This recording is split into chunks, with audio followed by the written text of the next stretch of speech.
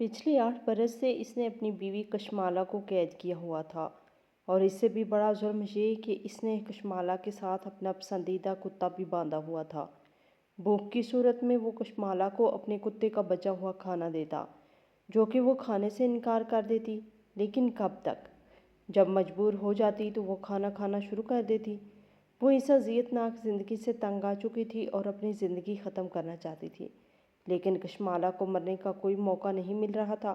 نہ اس کے پاس زہر تھا جو وہ کھا کے مر جاتی، نہ ہی وہ کوئی آزاد تھی۔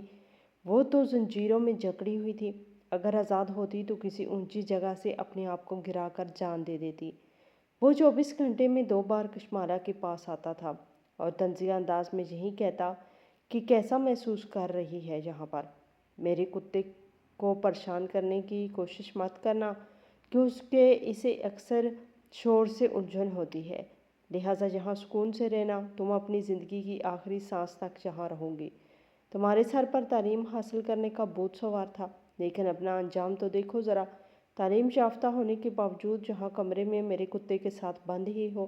کشمالہ کمزور تھی، لیکن ابھی بھی وہ اپنے شوہر کی نظروں میں نظریں ڈال کر یہی کہتی کہ وجاہت خان، تو بھی اس کتے سے بڑھ کر نہیں ہو۔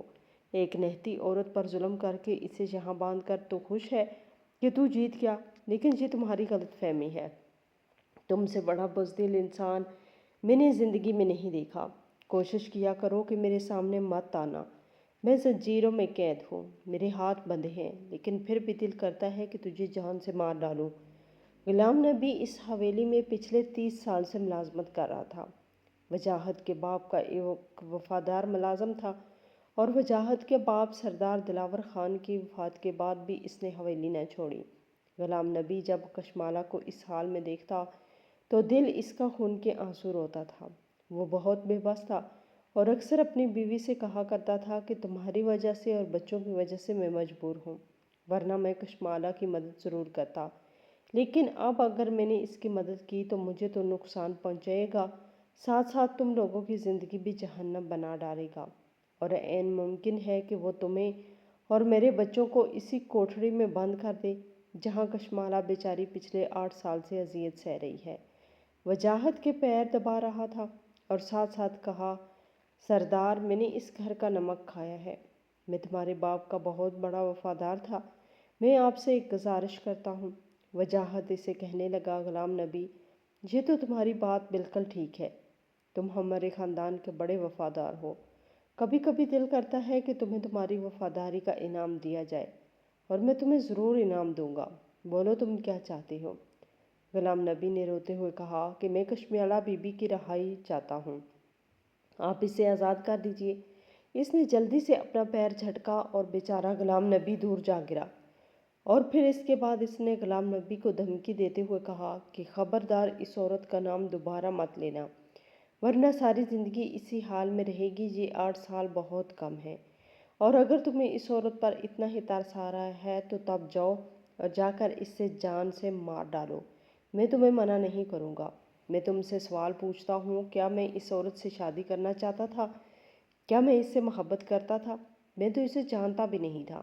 زندگی میں پہلی بار دیکھا جب یہ گھونگھٹ میں بیٹھی تھی، اور ذرا اس کے تیور تو دیکھو، بالکل اپنے بھائی پر گئی ہے۔ دیکھو اس کے بھائی کا کیا انجام ہوا۔ اس میں بھی بہت اکڑ تھی، اور میں نے اس کی اکڑ کیسے نکالی، پورا علاقہ اس بات کا گواہ ہے۔ صرف اپنے باپ کی ضد پر میں نے اس سے شادی کی۔ میں تو کبھی رضامند نہیں تھا اپنے باپ کے اس فیصلے پر، لیکن اب اس وقت سردار تھے اس علاقے کے اور میں ان کا بیٹا تھا، مگر اگر میں اپنے باپ کے فیصلے کے خلاف جاتا تو جائیداد سے محروم ہو جاتا جس کا اب میں مالک ہوں، لہٰذا مجبوری میں نے ہاں کی۔ ابا کی زندگی میں تو میں مجبور تھا، لیکن اس کی وفات کے بعد تو مجھے روکنے والا کوئی نہیں۔ غلام نبی نے دوبارہ وجاہت سے کشمالہ کے بارے میں کوئی بات نہ کی۔ آپ اس سے اس بات کا یقین ہو چکا تھا کہ جو شخص جس کو میں نے اپنے بچوں کی طرح پالا، جس کو اپنے بیٹے سے زیادہ عزیز رکھا، اس نے میری سفید داڑھی کی بھی کوئی پرواہ نہ کی، میری بزرگی کا کوئی احساس نہیں۔ ایک معصوم لڑکی پر ظلم کر کے اس کا دل اتنا سخت ہو چکا ہے کہ اسے کسی کی پرواہ نہیں۔ یہ چاندنی رات تھی جب غلام نبی اپنے گھر کی چھت پہ بیٹھا رو رہا تھا۔ وہ اس دن کو یاد کر رہا تھا جب ماسٹر کفایت پہلی بار اس گاؤں میں آیا تھا۔ گاؤں والوں نے ماسٹر کفایت کو بہت پیار دیا تھا کیونکہ ماسٹر صاحب سے زیادہ خوش اخلاق اور اچھا انسان انہوں نے پہلے نہیں دیکھا تھا۔ باقی ٹیچرز کو تو اس دور دراز علاقے میں پڑھانے سے کتراتے تھے، اور اگر غلطی سے کسی ٹیچر کی جوائننگ اس اسکول میں ہوتی تو موقع ملتے ہی تبادلہ کرا کے یہاں سے چلا جاتا۔ یہاں دور دراز علاقے میں نہ پڑھانے کی دو وجوہات تھیں جس کی وجہ سے ٹیچر یہاں پڑھانے میں دلچسپی نہیں لیتے تھے۔ پہلی وجہ تو یہاں کا فاصلہ تھا، اور دوسری وجہ دلاور خان کا بیٹا وجاہت تھا جو کہ اس وقت سربراہ تھا۔ سردار دلاور خان اس علاقے کا سابقہ MP تھا اور اس سال پر امید تھا کہ الیکشن وہی جیتے گا۔ اس نے اپنے بیٹے وجاہت کو سمجھانے کی کوشش کی اور اس کو لگام ڈالنے کی بھرپور کوشش کی۔ وہ جانتا تھا کہ اس کے بیٹے کی ایک غلطی کی وجہ سے وہ الیکشن ہار سکتا ہے۔ وہ پورے علاقے میں گشت کر رہا تھا، تقریر پہ تقریر کر رہا تھا۔ گاؤں والوں سے اس نے وعدہ کر رکھا تھا کہ الیکشن جیتتے ہی میں یہاں ایک ہائی اسکول کی بنیاد رکھوں گا، اور ایک بڑے ہسپتال ہونے کے ساتھ ساتھ جانوروں کا بھی ایک اسپتال ہوگا۔ گاؤں کا کوئی شخص بیمار ہوتا تو اس کی ذمہ داری کے لیے سردار اس کے دروازے پر پہنچ جاتا۔ وہ حیران تھے کہ یہ تو وہی سردار ہے جن کو ہماری پرواہ تک نہیں تھی، آج اتنا خوش اخلاق کیسے ہو گیا؟ لیکن وہ یہ حقیقت اچھی طرح جانتے تھے کہ یہ سارا معاملہ ووٹوں کا ہے۔ ان حالات میں ماسٹر کفایت اس گاؤں میں آیا تھا۔ وہ اس گاؤں کے بچوں کی تعلیم میں کافی دلچسپی لے رہا تھا۔ ماسٹر صاحب کے آنے سے پہلے اس گاؤں میں کافی ایسی روایات تھی جس کا اس نے خاتمہ کیا۔ مثلاً جب بھی دلاور خان تقریر کرتا تو اسکول میں بچوں کو چھٹی کر دی جاتی اور بچوں کو تقریر سننے کے لیے مجبور کیا جاتا۔ دلاور خان جب بھی گاؤں میں واپس آتا تو بچے اس کا استقبال کرتے، اس کی گاڑی پر بچے پھول پھینکتے۔ دراصل وہ اس علاقے کی آنے والی نسل کو باور کرانا چاہتا تھا کہ سردار دلاور کتنا عظیم شخص ہے، اس علاقے کے بارے میں کتنے اچھے خیالات رکھتا ہے۔ لیکن یہ ماسٹر کفایت ہی تھا جس نے اس ریت کو ختم کیا۔ اسکول ٹائم میں وہ بچوں کو اسکول سے باہر نہیں جانے دیتا تھا، چاہے کوئی تقریب ہو یا میلہ۔ بچوں کو اس بات کی بالکل اجازت نہیں تھی کہ وہ پڑھائی کے علاوہ باقی کاموں میں مصروف ہو۔ دلاور خان نے تو اس بات پر اتنا دھیان نہ دیا کیونکہ وہ اپنی الیکشن کمپین میں بہت مصروف تھا۔ لیکن وجاہت کو ماسٹر کفایت کے طور طریقے بالکل پسند نہیں تھے۔ اکثر اپنے منشی سے یہی کہتا کہ ماسٹر صاحب کو کیا ہمارے علاقے کے بارے میں پتہ نہیں؟ تو منشی مسکرا کر یہی جواب دیتا کہ سردار وہ نیا ہے، ابھی اس گاؤں میں آیا ہے۔ اکثر کہیں ایسی باتیں ہیں جن کے بارے میں وہ لا علم ہے، لیکن پیار سے سمجھانا پڑے گا۔ وجاہت نے اپنے منشی سے کہا کہ میں ماسٹر کو دعوت دینا چاہتا ہوں، وہ آج رات ہمارا مہمان ہوگا، اسے بتا دینا وہ گھر نہیں جائے گا۔ دوپہر کے دن ہی منشی اسکول میں حاضر ہوا، ماسٹر کی فیٹ کو سلام کیا اور ماسٹر نے اس کی سلام کا جواب دیا۔ پھر اس سے کہنے لگا کہ آپ کی خوش نصیبی کے سردار وجاہت نے آپ کو یاد کیا، وہ آپ کو رات کے کھانے پر بلانا چاہتے ہیں، دعوت دینا چاہتے ہیں، میں اسی سلسلے میں حاضر ہوا ہوں۔ وجاہت نے منشی سے معذرت کی اور کہا کہ سردار صاحب کو میرا پیغام دے دینا کہ میری ماں گھر پر اکیلی ہوتی ہے اور وہ بیمار بھی رہتی ہے اور گھر سے کوئی رات باہر نہیں گزار سکتا، لہٰذا معذرت کرتا ہوں۔ منشی اس سے یہی کہہ رہا تھا کہ سردار نے آپ کو کہا ہے تو آپ کو تو آنا پڑے گا، اور آپ اپنی والدہ کے بارے میں فکر مند نہ ہو۔ گھر میں آپ کے علاوہ اور کوئی بھی تو ہوگا جو آپ کی والدہ کا خیال رکھے گا، لہٰذا یہ اتنی بڑی پریشانی والی بات نہیں۔ لیکن ماسٹر صاحب نے منشی سے کہا کہ میں نے آپ سے مشورہ نہیں لیا کہ مجھے کیا کرنا ہے اور کیا نہیں، میں آپ کو بتا رہا ہوں کہ میری مجبوری ہے، میں نہیں آ سکتا، لہٰذا بحث کر کے آپ میرا وقت برباد مت کیجیے۔ یہ سن کر منشی کو غصہ آیا اور کہنے لگا ماسٹر صاحب، پہلے بھی آپ نے بچوں کو روک کر بہت بڑی غلطی کی، اور اس سے بڑی غلطی آپ یہ کرنے جا رہے ہیں کہ سردار کی دعوت کو ٹھکرا رہے ہیں، بعد میں آپ کو افسوس ہوگا، لیکن آپ کے پاس کچھ کرنے کے لیے وقت نہیں رہے گا، لہٰذا اس وقت کی قدر کیجیے۔ ماسٹر صاحب نے کہا کہ میں نہیں چاہتا کہ بچوں کے سامنے آپ کو دھکے دے کر یہاں سے نکالوں، لہٰذا بہتری اسی میں ہے کہ آپ یہاں سے چلے جائیں۔ منشی بڑبڑاتا ہوا وہاں سے چلا گیا۔ وجاہت خان کے پاس حاضر ہوا اور اس سے یہی کہا کہ آپ نے ٹھیک کہا تھا کہ ماسٹر کا دماغ واقعی خراب ہے، یا تو ماسٹر پاگل ہو چکا ہے یا پھر یہ اپنی جان کا ہی دشمن ہے۔ میں نے ماسٹر سے کہا تھا کہ آپ کو سردار یاد کر رہے ہیں، مگر اس نے صاف انکار کر دیا۔ اس ماسٹر کو سبق سکھانا ہی پڑے گا۔ وجاہت مسکرانے لگا اور کہنے لگا، کوئی بات نہیں، یہ اس علاقے میں نیا ہے، اگر وہ ہمارے ڈیرے پر نہیں آنا چاہتا تو ہم خود اسکول چلے جائیں گے، اس سے ملاقات تو ضروری ہے۔ اسکول کا چپڑاسی ماسٹر کفایت کے پاس آیا اور کہا، ماسٹر صاحب، میں اس علاقے کا رہنے والا ہوں، میں آپ کو ایک بات بتانا چاہتا ہوں۔ اس دن آپ منشی سے بحث کر رہے تھے، میں ساری بات سن رہا تھا۔ خدا را آپ اپنی زندگی کے بارے میں سوچیں، یہ لوگ بہت خطرناک ہیں۔ آپ نہیں جانتے بلکہ میں جانتا ہوں۔ آپ نے اس کی بات نہیں مانی، وہ بگڑا ہوا نواب ہے اور اسی اسکول میں آئے گا، تمام بچوں اور ٹیچر کے سامنے آپ کی انسلٹ کرے گا، اور آپ کے تو اس اسکول پر بہت احسانات ہیں۔ میں نہیں چاہتا کہ ایسا کچھ کرے، لہٰذا آپ اس کی دعوت قبول کریں۔ ماسٹر صاحب نے چپڑاسی کو جواب دیا کہ ٹھیک ہے، میں ضرور چلا جاؤں گا، لیکن میں یہاں رات نہیں گزار سکتا، یہ میرے لیے بالکل ناممکن ہے۔ اس نے وجاہت کو فون کیا، اس سے معذرت کی کہ اس دن آپ کے منشی کے ساتھ یوں ہی میں نے بحث کی، میں غصے میں تھا، لیکن میں معذرت کرتا ہوں، میں آج چھٹی کے بعد آپ کے ڈیرے پر آ رہا ہوں۔ چھٹی کے بعد ماسٹر کفایت اس کے ڈیرے پر گئے تو سب سے پہلے منشی نے ماسٹر کی طرف اشارہ کر کے کہا، لیں سردار جی، ماسٹر صاحب ہمارے ڈیرے پر آ چکے ہیں۔ یہ تو ہماری خوش نصیبی ہے کہ ماسٹر خود چل کر آئے ہیں، ورنہ یہ تو بہت بڑے لوگوں میں سے ایک ہے۔ جس پر ماسٹر نے کہا، نہیں، ایسا نہیں، میں تو ایک عاجز سا انسان ہوں۔ وہ کہنے لگا، نہیں نہیں، آپ تو بہت بڑے ہیں۔ وجاہت نے اس سے کہا، کیوں ماسٹر، منشی ٹھیک کہہ رہا ہے، تم نے تو اپنے اسکول کے بچوں کو جلسے میں شرکت کی بھی اجازت نہیں دی۔ ماسٹر صاحب نے کہا، سردار صاحب، بچے جلسوں کے لیے نہیں ہوتے، جلسوں کو کامیاب بنانے کے لیے منشی جیسے لوگوں کی ضرورت ہے، جو نعرے بازی کریں اور بڑھ چڑھ کر آگے آئیں۔ یہ بیچارے معصوم ہوتے ہیں، اس عمر میں صرف پڑھائی کر سکتے ہیں، اور ایک استاد ہونے کے ناطے میں اپنے بچوں کا خیال رکھنا جانتا ہوں۔ میں جانتا ہوں کہ یہ میری کیا ذمہ داری ہے۔ وجاہت کہنے لگا، ماسٹر صاحب، میں آپ کی اس بات سے بہت متاثر ہوا، لیکن آپ کو یہ کہنا چاہتا ہوں کہ کبھی کبھی حد سے زیادہ بہادری انسان کے لیے مضر ثابت ہوتی ہے۔ آپ ایک سرکاری ملازم ہیں، اور سرکاری ملازم یہاں ہمارے گھروں کے نوکر ہوا کرتے ہیں، اور اس اسکول کے بچے پڑھ کر کیا کریں گے؟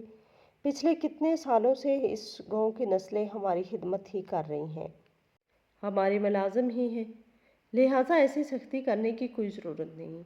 آپ سے تو یہ اسکول کے بچے ہی زیادہ سمجھدار ہیں، وہ اس بات کو سمجھتے ہیں کہ آپ کا مستقبل کیا ہے، ہماری غلامی ہی ان کا مستقبل ہے۔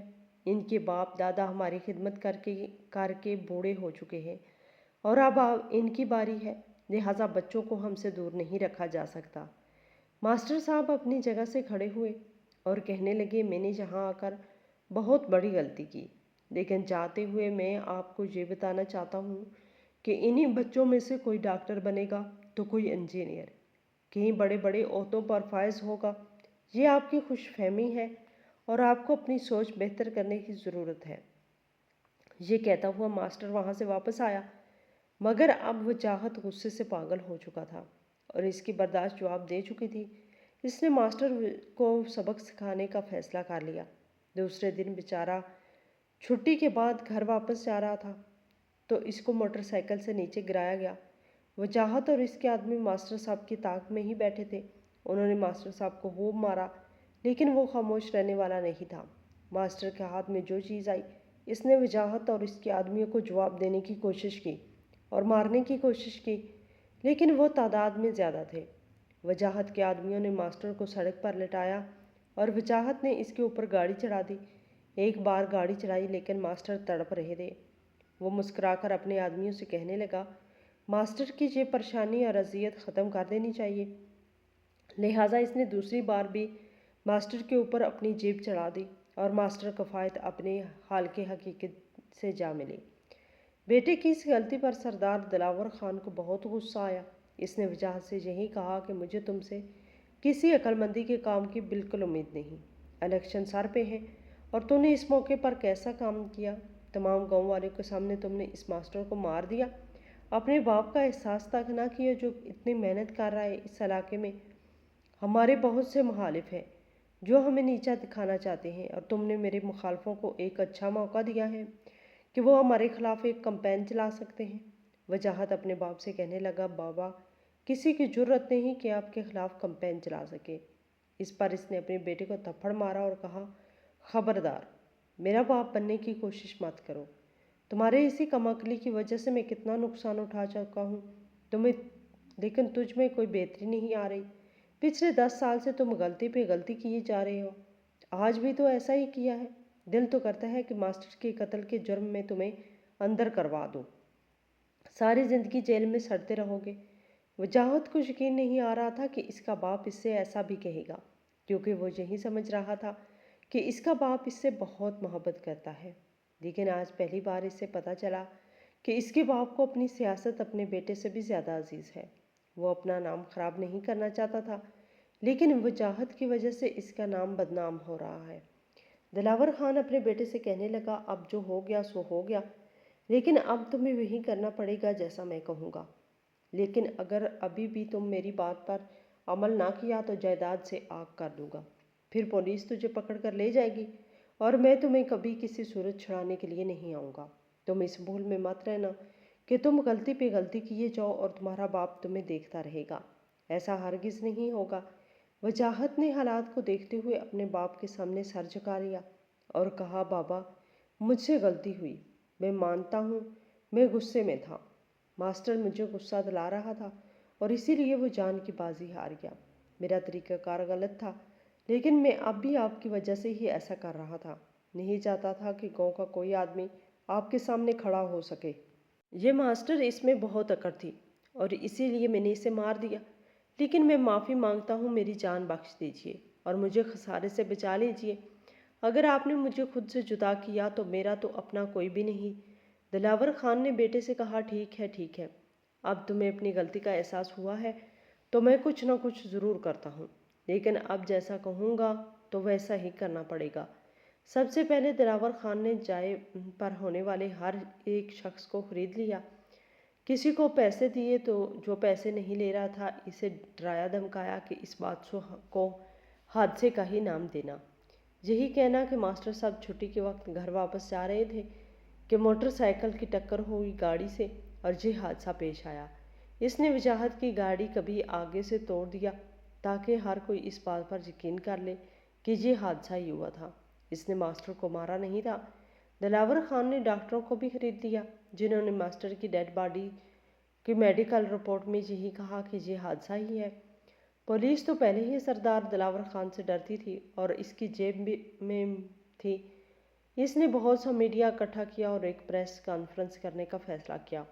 وجاہت خان بھی اپنے باپ دلاور خان کے ساتھ بیٹھا تھا اور میڈیا سے گفتگو کرتے ہوئے دلاور خان نے یہی کہا کہ مجھے افسوس ہے کہ ماسٹر صاحب کے ساتھ یہ حادثہ پیش آیا۔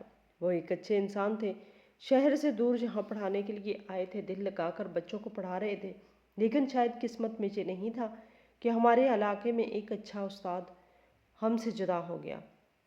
ماسٹر صاحب کے گھر میں کوئی مرد موجود نہیں تھا، جبکہ اس کے گھر میں ایک بوڑھی ماں اور ایک نوجوان بہن ہے۔ میں ماسٹر صاحب کی ماں کو اپنی بہن کا درجہ دیتا ہوں اور ماسٹر صاحب کی بہن سے اپنے بیٹے کا نکاح کروانا چاہتا ہوں۔ یہ سن کر سارے لوگ حیران ہوئے اور دلاور خان کے نام کے نعرے لگانا شروع ہو گئے۔ لوگوں نے سردار دلاور خان کے اس فیصلے کو سراہا۔ وہ خود ماسٹر صاحب کے گھر گئے، اس وجہ ماں کے سر پر ہاتھ رکھا اور کہا، میرے بیٹے کی گاڑی کی وجہ سے یہ حادثہ پیش آیا تو آج کے بعد آپ ہی میری ذمہ داری ہیں، اور میں اپنے اکلوتے بیٹے وجاہت کے لیے کشمالہ کا رشتہ بھی مانگتا ہوں۔ ماسٹر کفایت کی ماں، جو اپنے بیٹے کے غم میں پہلے ہی نڈھال تھی، اس نے کہا، سردار صاحب مجھے وقت دیجیے، میں اور میری بیٹی پہلے ہی بہت بڑے صدمے میں ہیں، لہٰذا کچھ عرصے بعد اس موضوع پر بات کریں گے، تب تک میں اپنا فیصلہ بھی آپ کو بتا دوں گی۔ اس نے یہی کہا، بہن جیسے آپ کی مرضی، میں دل سے کشمالہ کو اپنی بہو بنانا چاہتا ہوں، اس گھر کی عزت بنانا چاہتا ہوں۔ یہ کہتے ہوئے سردار صاحب واپس اپنی حویلی میں آئے اور وجاہت سے یہی کہا کہ مجھے امید ہے کہ ماسٹر کی والدہ اس رشتے پر اعتراض نہیں کرے گی۔ آخر بھلا کون سی ایسی ماں ہوگی جو اپنے بیٹی کو ایک اچھے خاندان میں بستا ہوا نہیں دیکھنا چاہے گی، لیکن اب تمہاری ذمہ داری ہے کہ تم اس رشتے کو نبھاؤ۔ جو ظلم تم نے اس کے بھائی پر کیا ہے، اب اس کی بہن کو خوش رکھو، اور خبردار اگر کشمالہ کو تکلیف دینے کی کوشش کی تو میں تمہیں اپنی جائیداد سے آگ کر دوں گا۔ تقریباً 6 مہینے بعد کشمالہ سے وجاہت کا نکاح ہوا، اور اس شادی میں تمام میڈیا پرسن اور بڑے بڑے لوگوں نے شرکت کی اور اس بات کو دل سے تسلیم کیا کہ سردار دلاور خان دل کے بہت بڑے ہیں۔ وہ ذات پات پر بالکل یقین نہیں رکھتے، بلکہ ان کے اندر انسانیت زندہ ہے، اور اسی انسانیت کی بدولت اس نے ایک معمولی گھر کی لڑکی کو اپنی بہو بنایا۔ اپنے اکلوتے بیٹے سے اس کی شادی کی۔ شادی کی پہلی رات سردار صاحب کشمالہ کے پاس آئے اور کہا، بیٹی، تمہارے بھائی کے اس علاقے پر بہت احسانات ہیں۔ مجھے افسوس ہے کہ میں زندگی میں کبھی ان سے مل نہ پایا اپنی مصروفیات کی وجہ سے، لیکن لوگوں سے اس کی تعریفیں ہی سنی ہیں۔ میری اپنی کوئی بیٹی نہیں، لہٰذا اس گھر میں تمہیں اپنی بیٹی ہی سمجھتا ہوں۔ وجاہت تھوڑا نادان ہے، کم عقل ہے، امید ہے کہ وہ زندگی میں کبھی تم سے بد اخلاقی نہیں کرے گا، لیکن اگر اس نے کوئی غلطی ہو جائے تو معاف کر دینا۔ وجاہت نے اپنے باپ کے سامنے سر تو جھکا لیا، لیکن اب وہ جتنی نفرت کشمالہ سے کرتا تھا، اس سے کہیں گنا زیادہ نفرت وہ اپنے باپ سے کرنے لگا تھا۔ لیکن اب بھی اس کے ہاتھ بندھے ہوئے تھے، وہ کچھ کر نہیں سکتا تھا، کیونکہ اپنے باپ کی وجہ سے اس کا نام تھا۔ اگر اس کے باپ نے اسے جائیداد سے یا گھر سے لاتعلق کر دیا تو وہ کہیں کا نہیں رہے گا، لہٰذا وہ مجبور تھا۔ وجاہت نے اپنے پرانے ملازم غلام نبی کو خریدنے کی کوشش کی اور اس سے یہی کہا کہ اگر تو نے میرے باپ کو میرے راستے سے ہٹا دیا تو میں تمہیں بہت بڑا انعام دوں گا۔ لیکن یہ بات سن کر غلام نبی کانپنے لگا، ہاتھ جوڑ کر وجاہت سے کہا کہ بیٹا، اپنے اس ارادے سے باز آ جاؤ۔ تم سوچ بھی کیسے سکتے ہو کہ میں مالک کے خلاف ایسا کروں گا، اپنے مالک کی ہی جان لینے کی کوشش کروں گا؟ میں اتنا نمک حرام نہیں ہوں۔ وجاہت نے اسے کہا، ٹھیک ہے، اگر یہ کام نہیں کر سکتے تو اس بات کا تذکرہ کسی کے سامنے مت کرنا، ورنہ تمہارے پورے خاندان کو میں مٹا دوں گا۔ غلام نبی نے کبھی کسی کے سامنے اس بات کا تذکرہ نہ کیا، لیکن ہی دل میں وہ یہی سوچ رہا تھا کہ یہ ظالم بیٹا اپنے باپ کو نہیں بخشے گا۔ اور پھر ایک دن ایسا ہی ہوا، وہ چوری چھپے آنکھ بچاتا ہوا آدھی رات کو اپنے باپ کے کمرے میں آیا تھا۔ دلاور خان اس وقت سو رہا تھا، جبکہ اس نے اپنے باپ کے منہ پر تکیہ رکھا اور دم گھٹنے سے اس کی موت ہو گئی۔ پھر صبح باپ کو اٹھانے گیا تو چیخنا چلانا شروع کر دیا کہ میرا باپ سردار اس دنیا سے چلا گیا۔ وہ رونے کے ڈرامے کر رہا تھا۔ غلام نبی ساری حقیقت سمجھتا تھا، لیکن اس نے اپنا منہ باندھ رکھا۔ باپ کے گزرنے کے بعد اس نے کشمالہ پر ظلم کے پہاڑ ڈھا دیے، اب کوئی اسے روکنے والا نہیں تھا۔ جبکہ کشمالہ کی ماں کو بھی اس نے گھر سے نکال دیا، اسے ایک کال کوٹڑی میں بند کیا اور پھر اپنے ایک کتے کے ساتھ رہنے پر مجبور کیا۔ اسے اس بات کا غصہ تھا کہ کشمالہ نے اس کی اجازت کے بغیر اپنی تعلیم کیسے جاری رکھی، حالانکہ شادی کی پہلی رات اس نے منع کیا تھا کہ ہمارے خاندان میں عورتوں کی تعلیم کا رواج نہیں، تم نے جتنا پڑھنا تھا پڑھ لیا، لیکن آئندہ تم کسی ادارے میں نہیں جاؤ گی۔ مگر اس کے باوجود خفیہ طور پر اس نے اپنا داخلہ بھجوایا اور ماسٹرز کی تعلیم جاری رکھی۔ اسے اس بات کا بھی غصہ تھا کہ اس کے باپ نے زبردستی اس کی شادی ایک ایسی لڑکی سے کی جس کو وہ جانتا نہیں تھا۔ غلام نبی اس انتظار میں تھا کہ وہ کسی طرح کشمالہ کو اس طویل قید سے نجات دلائے، لیکن وہ یہ کام خود نہیں کر سکتا تھا۔ خوف زدہ تھا کہ وجاہت اسے اور اس کے خاندان کو نقصان نہ پہنچائے۔ لیکن غلام نبی کے ایک دوست مشتاق نے، جو کہ ایک قصاب تھا، اس نے وعدہ کیا کہ میں اس لڑکی کو آزاد کرواؤں گا۔ مشتاق کا قصاب ہر روز وجاہت کے کتے کے لیے اپنے پھٹے سے گوشت لاتے۔ تازہ گوشت وہ کتے کے سامنے ڈالتے، جبکہ لڑکی کو بندھا ہوا دیکھ کر اسے افسوس ہوتا۔ ایک بار جب وہ کتے کے لیے گوشت لے کر آیا تو اس میں زہر ملایا۔ گوشت کھاتے ہی کتا وہاں پر ہلاک ہو گیا اور کشمالہ کو زنجیروں سے آزاد کر کے دور اپنے رشتہ دار کے گھر چھوڑ گیا۔ وجاہت نے اپنی بیوی کو اور قصاب کو بہت تلاش کیا، مگر وہ نہ مل سکے۔ لیکن پھر پولیس کی مدد سے قصاب کو تلاش کیا گیا اور اس سے کشمالہ کے بارے میں تفتیش کی گئی، لیکن اس نے اپنا منہ نہ کھولا، کشمالہ کے بارے میں کچھ نہ بتایا۔ وہ اس لڑکی کی زندگی بچانا چاہتا تھا، لہٰذا کشمالہ کی خاطر اس نے اپنی جان کی بازی دے دی۔ پولیس کاؤنٹر نے اسے مارا تھا، لیکن کشمالہ نے آزاد ہونے کے بعد بھی اپنی تعلیم جاری رکھی۔ فلسفہ میں PhD کرنے کے لیے امریکہ چلی گئی، کچھ عرصہ وہاں پڑھاتی رہی، پھر واپس پاکستان آئی اور ایک بڑی یونیورسٹی کے چانسلر بن گئی۔ وجاہت نے دوسری شادی کی اور دوسری بیوی نے اس کا جینا حرام کر دیا۔ کچھ عرصے بعد وجاہت کو فالج کا جھٹکا لگا تو اس کے ملازم بھی اسے اسپتال میں داخل کروانے لے گئے، کیونکہ اس کی بیوی اور بیٹے وجاہت سے نفرت کرتے تھے اور یہی چاہتے تھے کہ کسی طرح یہ آدمی مر جائے اور ہماری جان چھوٹے۔ اسپتال میں ہی اسے ایک پارسل ملا تھا۔ یہ ایک ڈبہ تھا، کیونکہ خوبصورت گفٹ کی صورت میں کشمالہ نے اسے بھیجا تھا۔ ڈبہ کھولا تو اس میں وہی زنجیر تھا جس سے 8 سال تک اسے گھر میں باندھا گیا، اور ساتھ ایک خط تھا جس میں لکھا تھا، اب میں آزاد ہوں، معاشرے میں میرا مقام ہے، جبکہ اب یہ زنجیر پہن لے۔ تو میرے بھائی کا قاتل ہے اور ساری زندگی تو اسی جرم میں قید میں رہے گا۔